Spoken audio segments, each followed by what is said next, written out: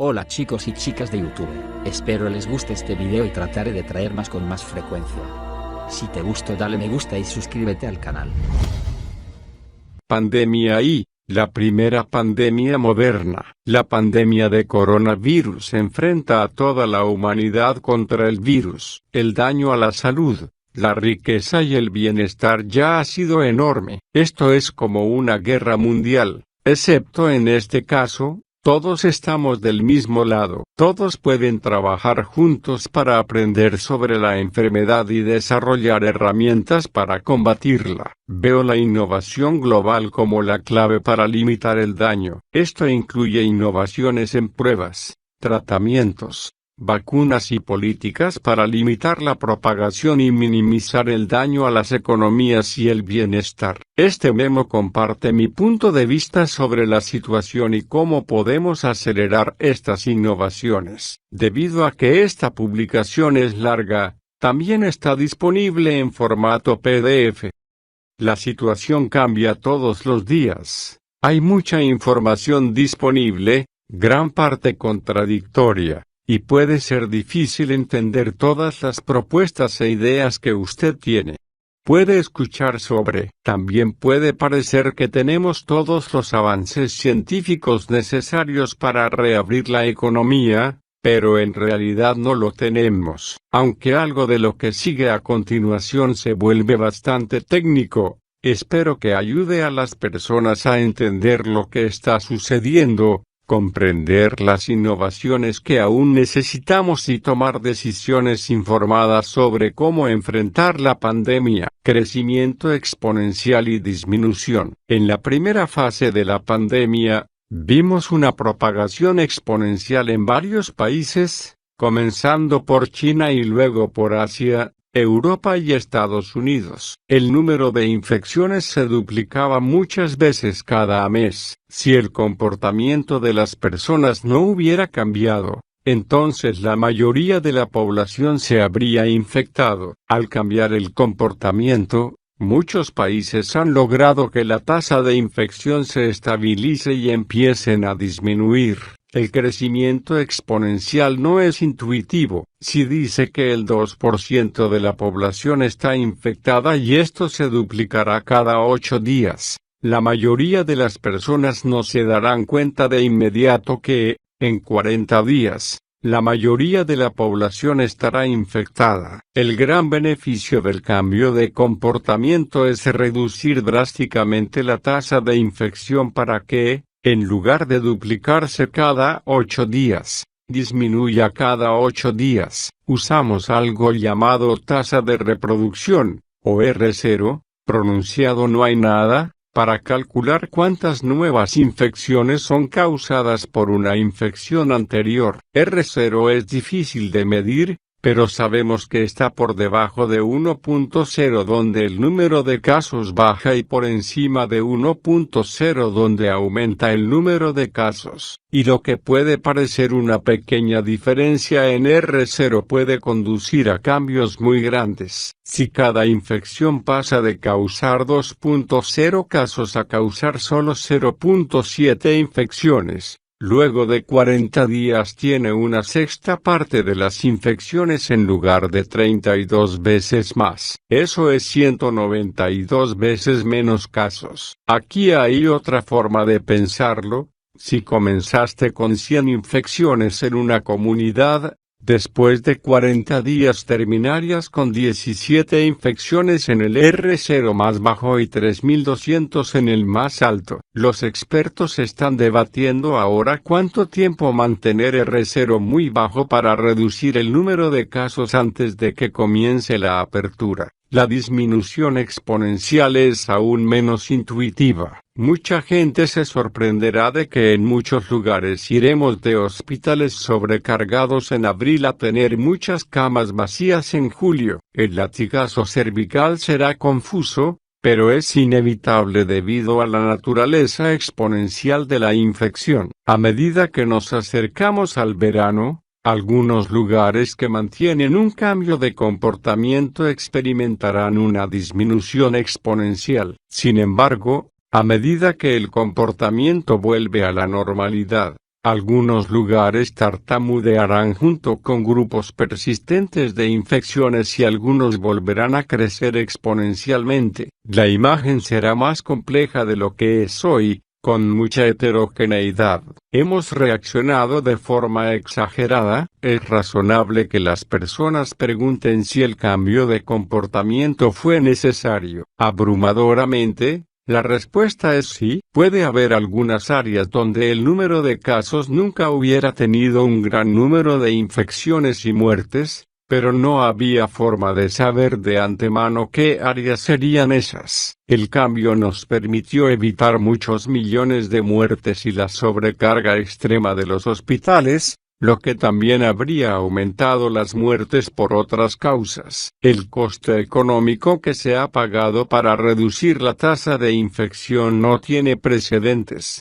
La caída en el empleo es más rápida que cualquier cosa que hayamos experimentado. Sectores enteros de la economía están cerrados. Es importante darse cuenta de que esto no es solo el resultado de políticas gubernamentales que restringen las actividades. Cuando las personas escuchan que una enfermedad infecciosa se está extendiendo ampliamente, cambian su comportamiento. Nunca hubo una opción para tener la economía fuerte de 2019 en 2020. La mayoría de las personas habrían optado por no ir al trabajo o restaurantes o hacer viajes, para evitar infectarse o infectar a las personas mayores en su hogar. Los requisitos del gobierno aseguraron que suficientes personas cambiaran su comportamiento para obtener una tasa de reproducción inferior a 1.0, lo cual es necesario para tener la oportunidad de reanudar algunas actividades. Los países más ricos están viendo infecciones reducidas y están empezando a pensar en cómo abrirse. Incluso cuando un gobierno relaja las restricciones de comportamiento, no todos reanudarán de inmediato las actividades permitidas. Se necesitará mucha buena comunicación para que las personas entiendan cuáles son los riesgos y se sientan cómodos al volver al trabajo o la escuela. Este será un proceso gradual, con algunas personas haciendo de inmediato todo lo que está permitido y otras tomándolo más lentamente. Algunos empleadores tardarán varios meses antes de exigir que los trabajadores se regresen. Algunas personas querrán que las restricciones se levanten más rápidamente y pueden optar por romper las reglas, lo que pondrá a todos en riesgo. Los líderes deben alentar el cumplimiento. Diferencias entre países. La pandemia no ha afectado a todos los países por igual. China fue donde tuvo lugar la primera infección. Pudieron utilizar un aislamiento estricto y pruebas exhaustivas para detener la mayor parte de la propagación. Los países más ricos, que tienen más personas de todo el mundo, fueron los siguientes en verse afectados. Los países que reaccionaron rápidamente para realizar muchas pruebas y aislamientos evitaron la infección a gran escala. Los beneficios de la acción temprana también significaron que estos países no tuvieron que cerrar sus economías tanto como otros. La capacidad de realizar pruebas bien explica gran parte de la variación. Es imposible derrotar a un enemigo que no podemos ver. Por lo tanto, las pruebas son críticas para controlar la enfermedad y comenzar a reabrir la economía. Hasta ahora, los países en desarrollo como India y Nigeria representan una pequeña porción de las infecciones mundiales reportadas. Una de las prioridades de nuestra fundación ha sido ayudar a acelerar las pruebas en estos países para que conozcan su situación. Con suerte, algunos factores que aún no entendemos, como la forma en que el clima podría afectar la propagación del virus, evitarán la infección a gran escala en estos países. Sin embargo, nuestra suposición debería ser que la dinámica de la enfermedad es la misma que en otros países, a pesar de que sus poblaciones son desproporcionadamente jóvenes, lo que tendería a significar menos muertes por COVID-19. Esta ventaja es casi seguramente compensada por el hecho de que el sistema inmunológico de muchas personas de bajos ingresos se debilita por condiciones como la desnutrición o el VIH, y cuanto menos desarrollada es la economía de un país, más difícil es hacer los cambios de comportamiento que reducen la tasa de reproducción del virus. Si vive en un barrio marginal urbano y hace trabajo informal para ganar lo suficiente para alimentar a su familia todos los días, no le resultará fácil evitar el contacto con otras personas. Además, los sistemas de salud en estos países tienen mucha menos capacidad, por lo que incluso proporcionar tratamiento de oxígeno a todos los que lo necesiten será difícil. Trágicamente, es posible que las muertes totales en los países en desarrollo sean mucho más altas que en los países desarrollados. Lo que necesitamos aprender, nuestro conocimiento de la enfermedad nos ayudará con herramientas y políticas. Hay una serie de cosas clave que todavía no entendemos. Se están realizando varios estudios para responder a estas preguntas, incluido uno en Seattle realizado con la Universidad de Washington. La colaboración global en estos temas es impresionante y deberíamos saber mucho más para el verano. ¿La enfermedad es estacional o depende del clima? Casi todos los virus respiratorios, un grupo que incluye COVID-19, son estacionales. Esto significaría que hay menos infecciones en el verano, lo que podría llevarnos a la complacencia cuando llegue el otoño. Esto es una cuestión de grado, debido a que vemos la propagación del nuevo coronavirus en Australia y otros lugares del hemisferio sur, donde las estaciones son opuestas a las nuestras. Ya sabemos que el virus no es tan estacional como la influenza. ¿Cuántas personas que nunca presentan síntomas tienen suficiente virus para infectar a otros? ¿Qué pasa con las personas que se recuperan y tienen un virus residual? ¿Qué tan infecciosas son? Los modelos de computadora muestran que, si hay muchas personas asintomáticas pero infecciosas, es mucho más difícil abrirse sin un resurgimiento en los casos. Existe un gran desacuerdo acerca de la cantidad de infección que proviene de estas fuentes,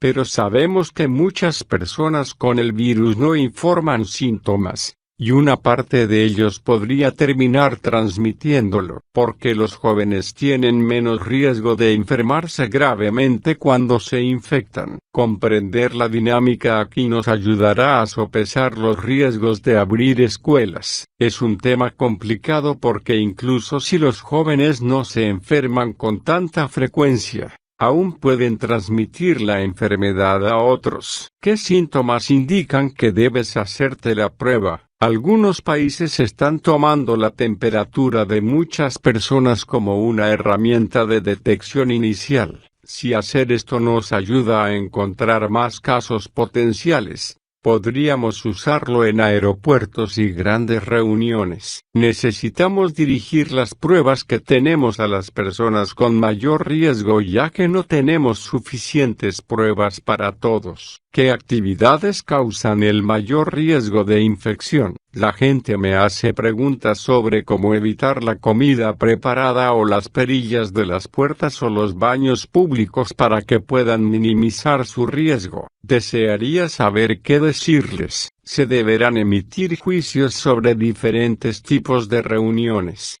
como clases o ir a la iglesia, y si se debe requerir algún tipo de espacio. En lugares sin buen saneamiento, la contaminación fecal puede propagarse ya que las personas infectadas eliminan el virus. ¿Quién es más susceptible a la enfermedad? Sabemos que las personas mayores tienen un riesgo mucho mayor de enfermedad grave y muerte. Comprender cómo el género, la raza y las comorbilidades afectan esto es un trabajo en progreso. El papel de la Fundación Gates. En tiempos normales, La Fundación Gates destina más de la mitad de sus recursos a reducir las muertes por enfermedades infecciosas. Estas enfermedades son la razón por la cual un niño en un país pobre tiene 20 veces más probabilidades de morir antes de los 5 años que uno en un país rico. Invertimos en inventar nuevos tratamientos y vacunas para estas enfermedades y asegurarnos de que se entreguen a todos los que las necesiten. Las enfermedades incluyen VIH, malaria, tuberculosis, polio y neumonía. Siempre que hay una epidemia como el ébola, el SARS o el Zika, trabajamos con los gobiernos y el sector privado para ayudar a modelar los riesgos y ayudar a galvanizar los recursos para crear nuevas herramientas para detener la epidemia. Debido a estas experiencias, hablé de que el mundo no está preparado para una epidemia respiratoria en mi charla TED 2015, aunque no se hizo lo suficiente. Ahora que la epidemia ha golpeado, estamos aplicando nuestra experiencia para encontrar las mejores ideas en cada área y asegurarnos de que avancen a toda velocidad. Hay muchos esfuerzos en curso. Más de 100 grupos están trabajando en tratamientos y otros 100 en vacunas. Estamos financiando un subconjunto de estos, pero los seguimos de cerca. Es clave mirar cada proyecto para ver no solo su oportunidad de funcionar,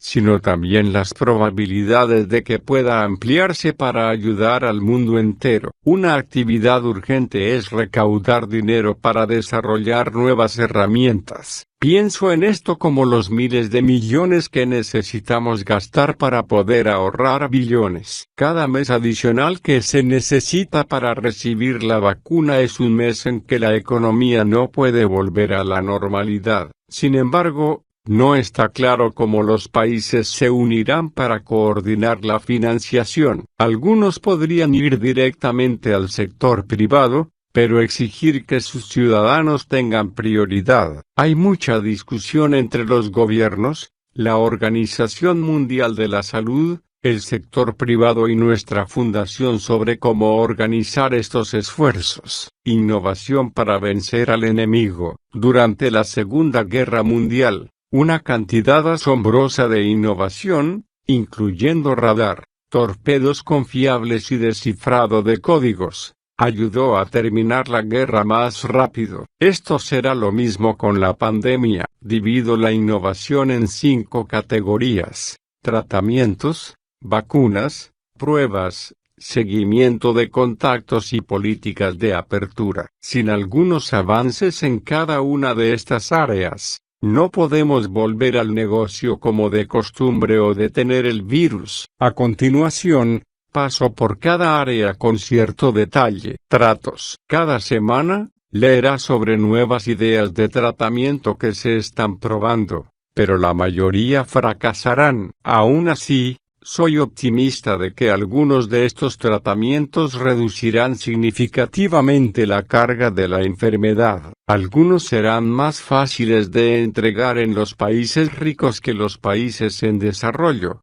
y algunos tomarán tiempo para escalar. Algunos de estos podrían estar disponibles para el verano o el otoño. Si en la primavera de 2021 la gente va a grandes eventos públicos, como un juego o un concierto en un estadio, será porque tenemos un tratamiento milagroso que hizo que las personas se sintieran seguras de volver a salir. Es difícil saber con precisión cuál es el umbral, pero sospecho que es algo así como el 95%, es decir, necesitamos un tratamiento que sea 95% efectivo para que las personas se sientan seguras en grandes reuniones públicas. Aunque es posible que una combinación de tratamientos tenga más del 95% de efectividad, no es probable, por lo que no podemos contar con eso. Si nuestros mejores tratamientos reducen las muertes en menos del 95%,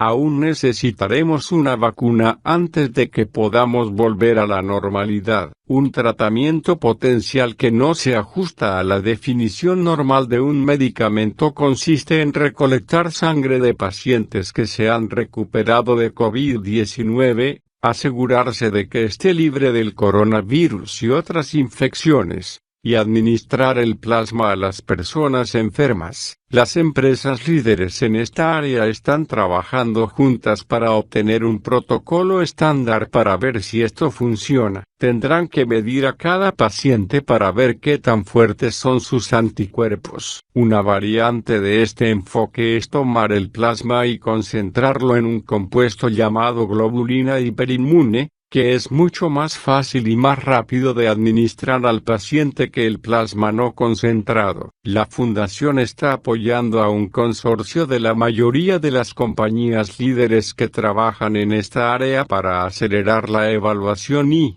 si el procedimiento funciona, esté listo para ampliarlo. Estas empresas han desarrollado un plasma bot para ayudar a los pacientes recuperados de COVID-19 a donar plasma para este esfuerzo. Otro tipo de tratamiento potencial implica identificar los anticuerpos producidos por el sistema inmune humano que son más efectivos contra el nuevo coronavirus. Una vez que se han encontrado esos anticuerpos, se pueden fabricar y usar como tratamiento o como una forma de prevenir la enfermedad, en cuyo caso se conoce como inmunización pasiva. Este enfoque de anticuerpos también tiene buenas posibilidades de funcionar, aunque no está claro cuántas dosis se pueden hacer. Depende de cuánto material de anticuerpos se necesita por dosis. En 2021, los fabricantes pueden realizar tan solo 100.000 tratamientos o muchos millones. Los plazos de entrega para la fabricación son de aproximadamente 7 meses en el mejor de los casos. Nuestros beneficiarios están trabajando para comparar los diferentes anticuerpos y asegurarse de que los mejores tengan acceso a la capacidad de fabricación limitada. Hay una clase de medicamentos llamados antivirales,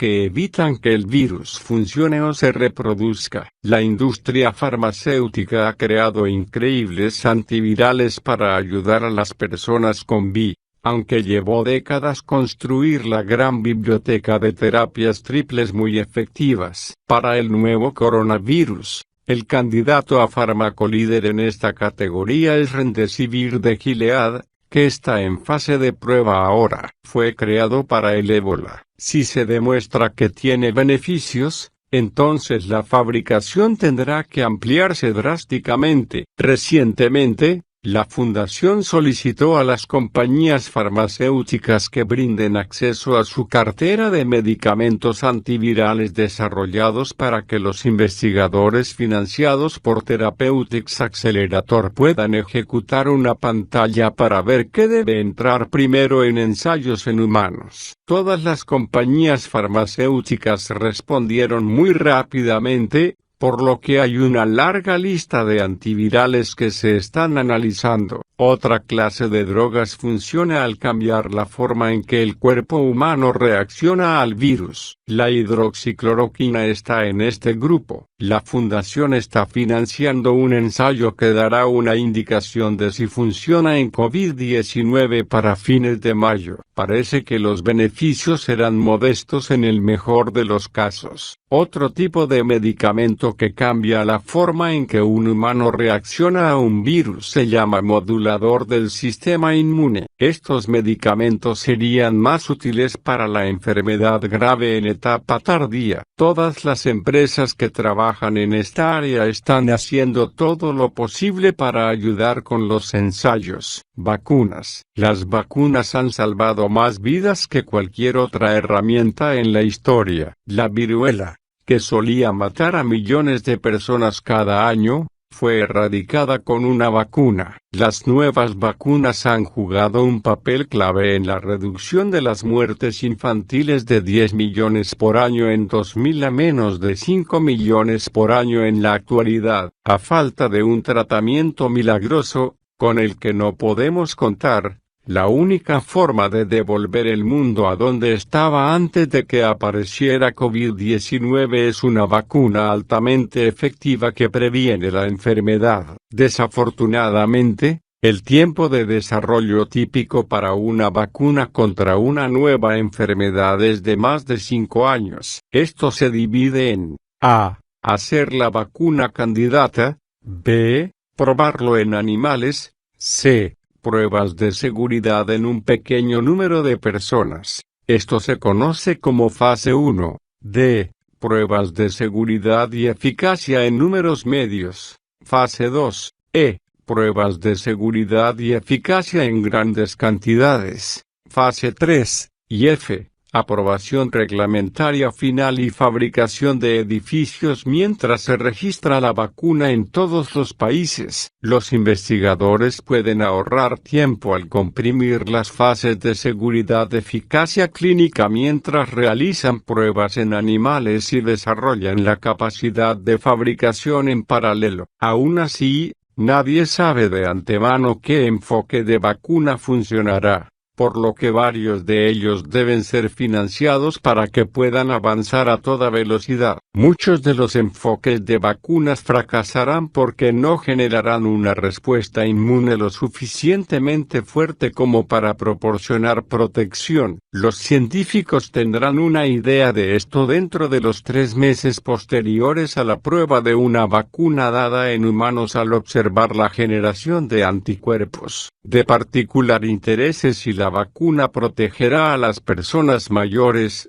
cuyos sistemas inmunes no responden tan bien a las vacunas. El tema de la seguridad es obviamente muy importante. Los reguladores son muy estrictos con respecto a la seguridad, para evitar efectos secundarios y también para proteger la reputación de las vacunas en general, ya que, si uno tiene problemas importantes, las personas dudarán más en tomar cualquier vacuna. Los reguladores de todo el mundo tendrán que trabajar juntos para decidir qué tan grande debe ser la base de datos de seguridad para aprobar una vacuna COVID-19. Un paso que se tomó después de que la Fundación y otros pidieron inversiones en preparación para pandemias en 2015 fue la creación de la Coalición para las Innovaciones de Preparación para Epidemias, CEPI. Aunque los recursos fueron bastante modestos, han ayudado a avanzar en nuevos enfoques para fabricar vacunas que podrían usarse para esta pandemia. El CEPI agregó recursos para trabajar en un enfoque llamado vacunas de ARN, que nuestra fundación había estado apoyando durante algún tiempo. 3 empresas están siguiendo este enfoque. La primera vacuna en comenzar los ensayos en humanos es una vacuna de ARN de Moderna, que comenzó una evaluación de seguridad clínica de fase 1 en marzo. Una vacuna de ARN es significativamente diferente de una vacuna convencional. Una vacuna contra la gripe, por ejemplo, contiene fragmentos del virus de la gripe que el sistema inmunitario de su cuerpo aprende a atacar. Esto es lo que te da inmunidad. Con una vacuna de ARN, en lugar de inyectar fragmentos del virus, le da al cuerpo el código genético necesario para producir muchas copias de estos fragmentos. Cuando el sistema inmunitario ve los fragmentos virales, aprende a atacarlos. Una vacuna de ARN esencialmente convierte su cuerpo en su propia unidad de fabricación de vacunas. También hay al menos 5 esfuerzos principales que parecen prometedores y que utilizan otros enfoques para enseñar al sistema inmunitario a reconocer y atacar una infección viral. CEPI y nuestra fundación seguirán los esfuerzos de todo el mundo para asegurarse de que los más prometedores obtengan recursos. Una vez que la vacuna esté lista,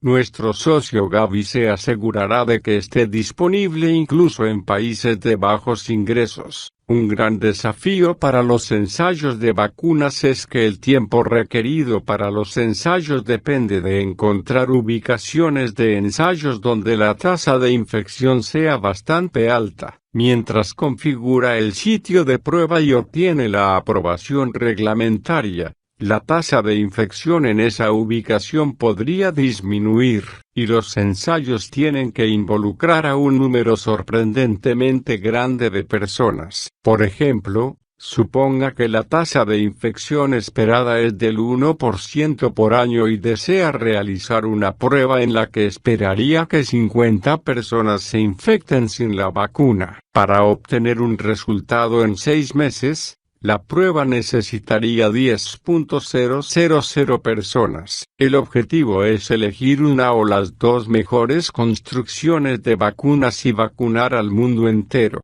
Eso es 7.000 millones de dosis si es una vacuna de dosis única y 14.000 millones si es una vacuna de 2 dosis. El mundo tendrá prisa por conseguirlos, por lo que la escala de la fabricación no tendrá precedentes y probablemente tendrá que involucrar a múltiples compañías. A menudo me preguntan cuándo comenzará la vacunación a gran escala. Al igual que los principales funcionarios de salud pública de Estados Unidos, digo que es probable que sean 18 meses. Aunque podría ser tan corto como 9 meses o más cerca de 2 años. Una pieza clave será la duración del ensayo de fase 3, que es donde se determina la seguridad y eficacia completas. Cuando la vacuna se fabrica por primera vez, se preguntará quién debe vacunarse primero. Idealmente, habría un acuerdo global sobre quién debería recibir la vacuna primero,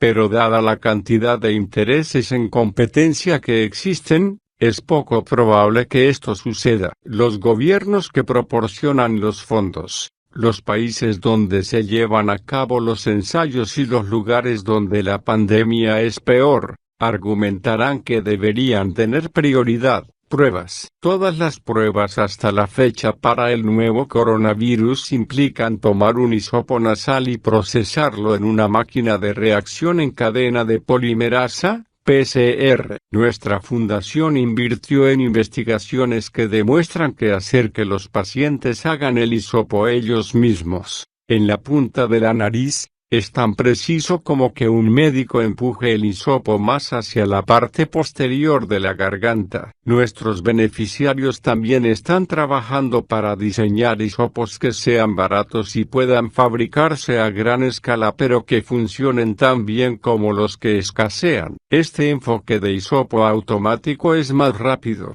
protege a los trabajadores de la salud del riesgo de exposición y debe permitir que los reguladores aprueben el hisopado en prácticamente cualquier lugar, en lugar de solo en un centro médico. La prueba de PCR es bastante sensible. Generalmente mostrará si tiene el virus incluso antes de tener síntomas o si está infectando a otras personas. Se ha prestado mucha atención al número de pruebas que se realizan en cada país. Algunos, como Corea del Sur, hicieron un gran trabajo al aumentar la capacidad de prueba, pero el número de pruebas por sí solo no muestra si se están utilizando de manera efectiva. También debe asegurarse de priorizar las pruebas en las personas adecuadas. Por ejemplo, los trabajadores de la salud deberían poder obtener una indicación inmediata de si están infectados para saber si deben seguir trabajando.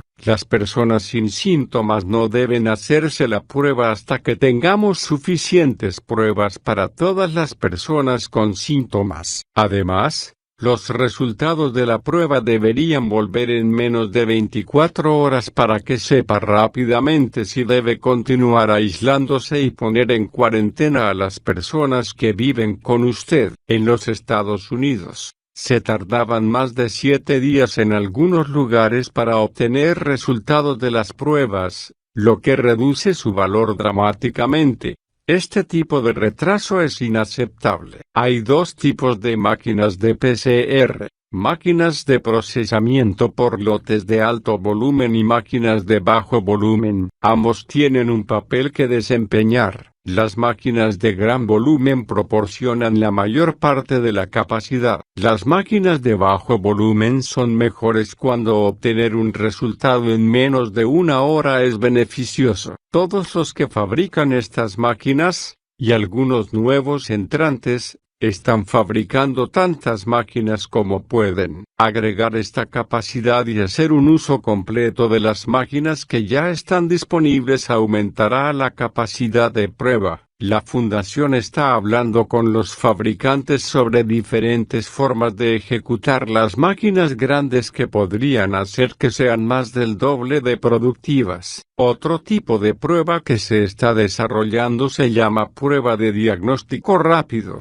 RDT. Esto sería como una prueba de embarazo en el hogar. Se frotaría la nariz de la misma manera que para la prueba de PCR, pero en lugar de enviarla a un centro de procesamiento, la colocaría en un recipiente de líquido y luego vertería ese líquido en una tira de papel que cambiaría de color si detectara el virus. Esta forma de prueba puede estar disponible en unos pocos meses, aunque no será tan sensible como una prueba de PCR. Para alguien que tiene síntomas, debería ser bastante precisa. Aún deberá informar el resultado de su prueba a su gobierno, ya que necesitan visibilidad sobre las tendencias de la enfermedad. Mucha gente habla sobre la prueba de serología, en la que se le administra sangre y se detecta si tiene anticuerpos contra el virus. Si lo hace, significa que ha estado expuesto. Estas pruebas solo muestran resultados positivos al final de su enfermedad,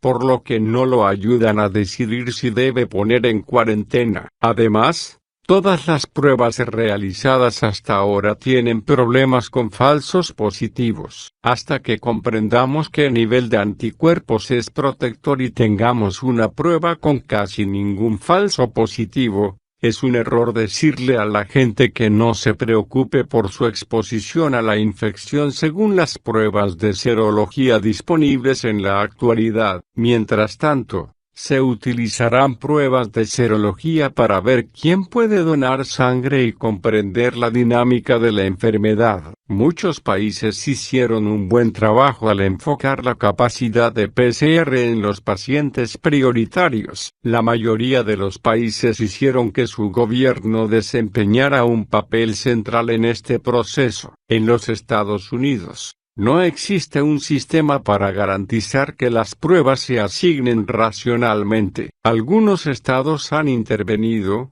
pero incluso en los mejores estados, el acceso no está totalmente controlado. Las pruebas se vuelven extremadamente importantes ya que un país considera abrirse. Desea que se realicen tantas pruebas que vea puntos críticos y pueda intervenir cambiando la política antes de que los números aumenten. No debe esperar hasta que los hospitales comiencen a llenarse y aumente la cantidad de muertes. Básicamente, hay dos casos críticos. Cualquier persona sintomática y cualquier persona que haya estado en contacto con alguien que dio positivo. Idealmente, a ambos grupos se les enviaría una prueba que pueden hacer en casa sin ingresar a un centro médico. Las pruebas aún estarían disponibles en los centros médicos, pero lo más simple es que la mayoría se haga en casa. Para que esto funcione, un gobierno tendría que tener un sitio web al que vaya a ingresar sus circunstancias,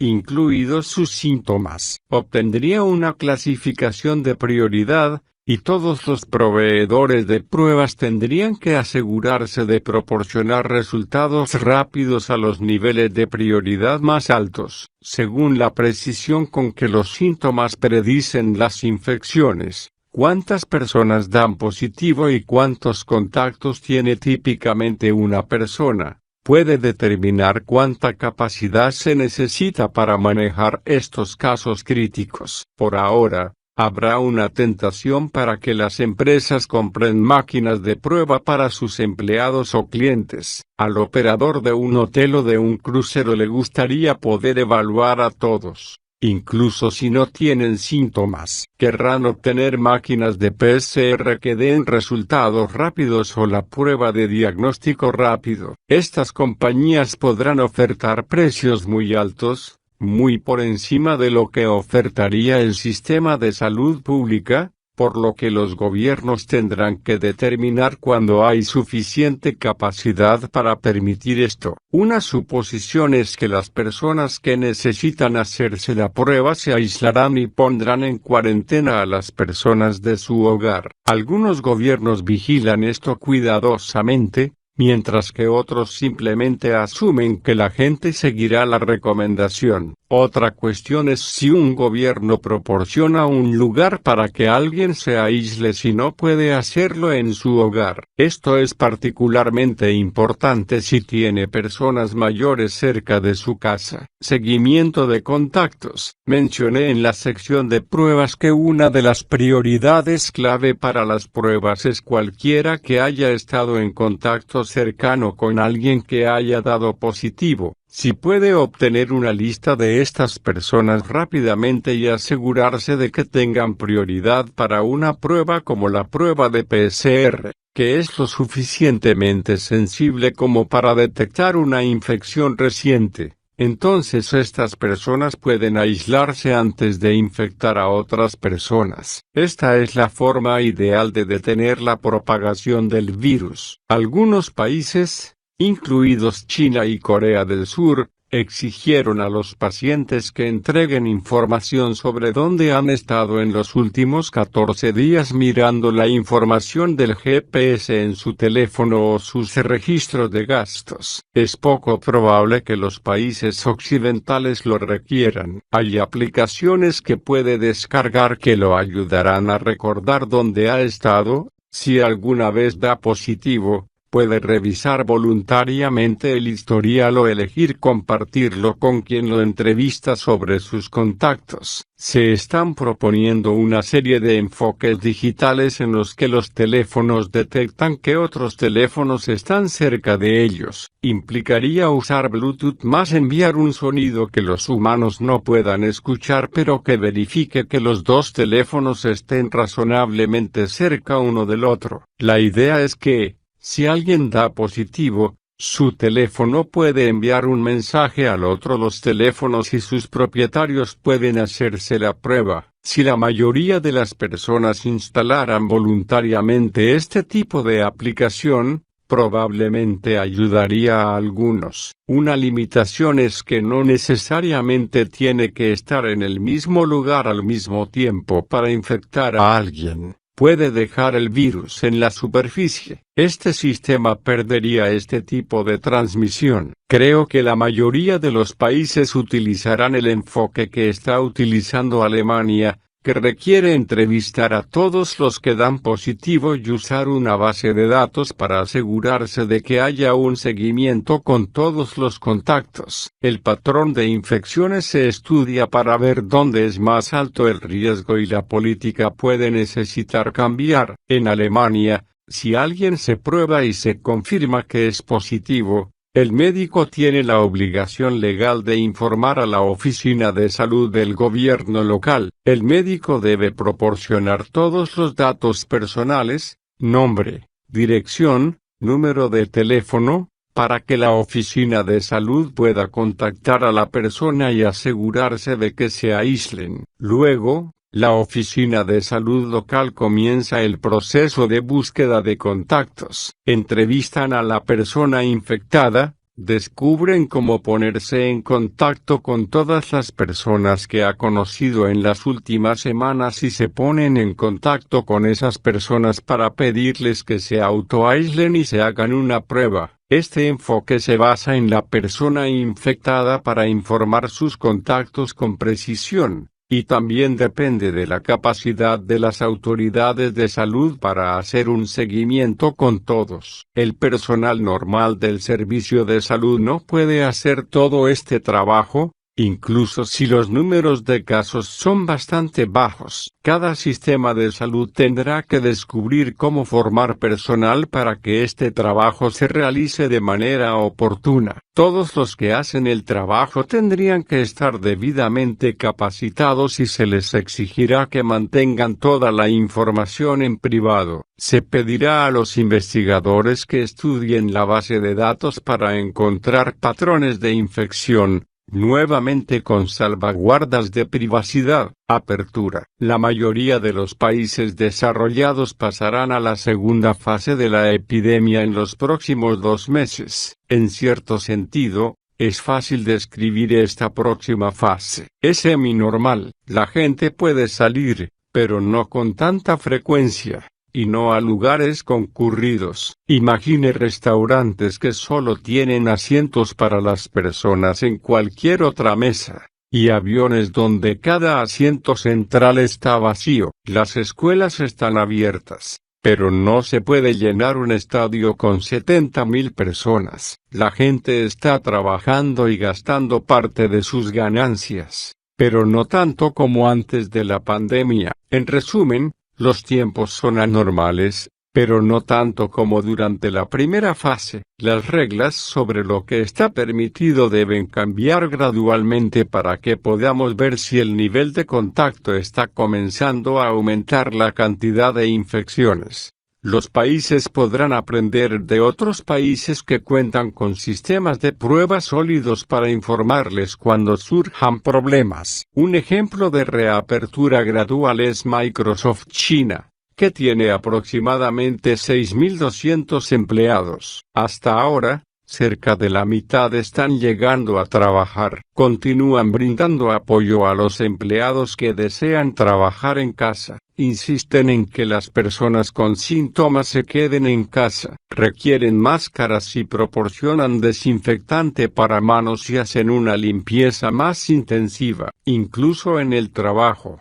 Aplican reglas de distanciamiento y solo permiten viajar por razones excepcionales. China ha sido conservadora sobre la apertura y hasta ahora ha evitado cualquier rebote significativo. El principio básico debe ser permitir actividades que tengan un gran beneficio para la economía o el bienestar humano pero que presenten un pequeño riesgo de infección. Pero a medida que profundizas en los detalles y miras a través de la economía, la imagen se complica rápidamente. No es tan simple como decir puedes hacer X, pero no Y. La economía moderna es demasiado compleja e interconectada para eso. Por ejemplo, los restaurantes pueden mantener a los comensales a 6 pies de distancia, pero ¿tendrán una cadena de suministro funcional para sus ingredientes? ¿Serán rentables con esta capacidad reducida? La industria manufacturera necesitará cambiar de fábrica para mantener a los trabajadores más separados. La mayoría de las fábricas podrán adaptarse a las nuevas reglas sin una gran pérdida de productividad, pero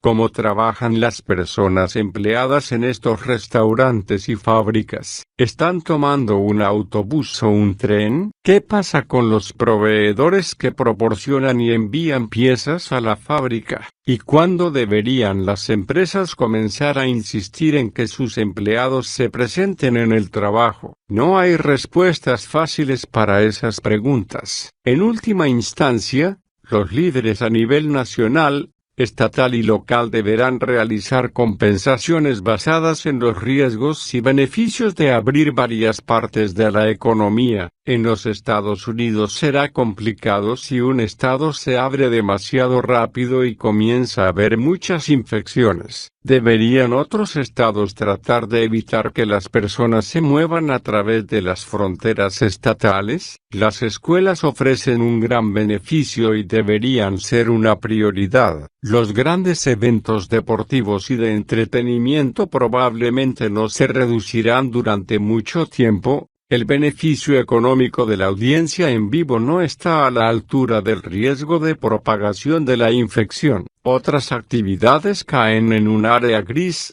como los servicios de la iglesia o un juego de fútbol de la escuela secundaria con unas pocas docenas de personas al margen. Hay otro factor que es difícil de explicar: la naturaleza humana. Algunas personas serán naturalmente reacias a salir incluso una vez que el gobierno diga que está bien. Otros adoptarán la opinión contraria, asumirán que el gobierno está siendo demasiado cauteloso y comenzarán a romper las reglas. Los líderes deberán pensar cuidadosamente sobre cómo lograr el equilibrio correcto aquí. Conclusión: Melinda y yo crecimos aprendiendo que la Segunda Guerra Mundial fue el momento decisivo de la generación de nuestros padres. De manera similar, la pandemia de COVID-19, la primera pandemia moderna, definirá esta era. Nadie que viva la pandemia lo olvidará, y es imposible exagerar el dolor que las personas sienten ahora y seguirán sintiendo en los años venideros. El alto costo de la pandemia para las personas pobres y mal pagadas es una preocupación especial para Melinda y para mí. La enfermedad está afectando desproporcionadamente a las comunidades más pobres y a las minorías raciales. Del mismo modo,